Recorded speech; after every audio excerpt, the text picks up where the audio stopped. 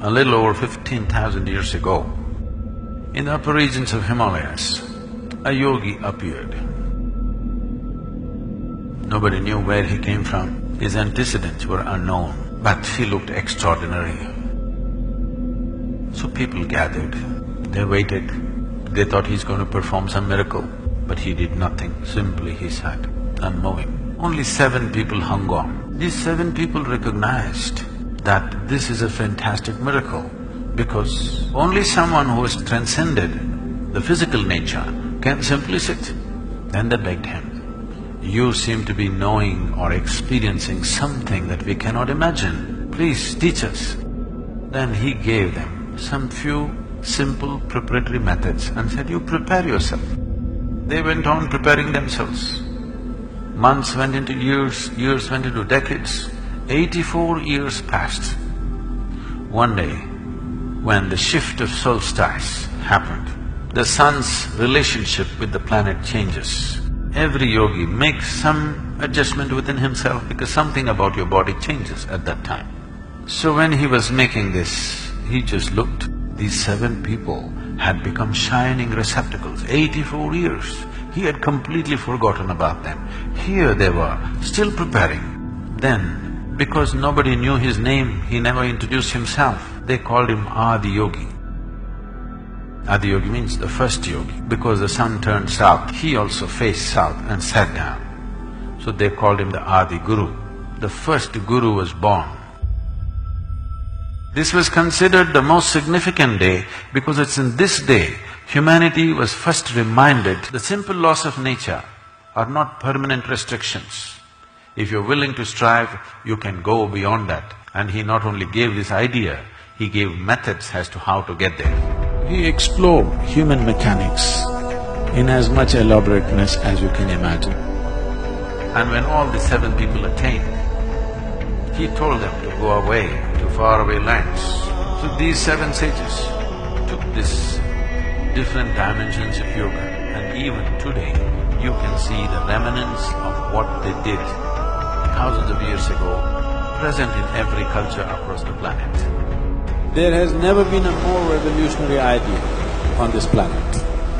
Since his time, it does not matter whether somebody calls himself a Hindu or a Buddhist or a Jain or a Sikh or whatever, all of them are striving for this one idea, that they want to cross these limitations and attain to liberation, which is the basis of this whole civilization and culture.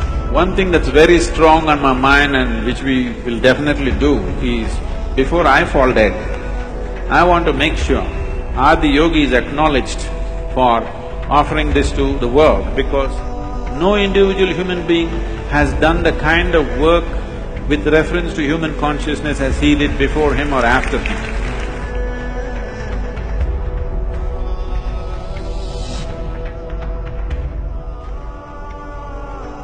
Sadhguru invites you to be a part of a moment in history as the world's largest face, the glorious face of Adiyogi, the source of yoga, is consecrated. The image of Adiyogi, the largest face on the planet, a glorious face, 112 feet tall, a face that symbolizes liberation.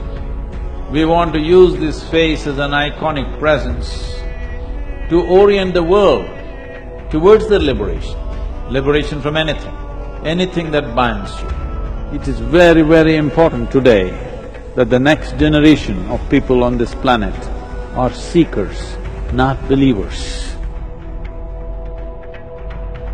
As many old structures upon which we have thrived till now, as they collapse in the coming decades, you will see the longing for liberation will rise. When that longing rises, Adiyogi and this Yogeshwara Linga will become very, very important. Here in the Velliyangiri hills, known as the Kailash of the south, the Isha Yoga Center celebrates a Mahashivratri like no other. Welcome to the Mahashivratri. The magic, the energy. I've been to festivals all over the world, but this is one of the most unique experiences I've ever had. The celebrations will begin with Yaksha Festival, a celebration of the very best of Indian music and dance. best people. Leading up to the night of Mahashivratri, there will be a special consecration event. We are establishing Adiyogi for a specific purpose. We are consecrating him as a perfect yogi. So this face is going to live for a very long time on this planet.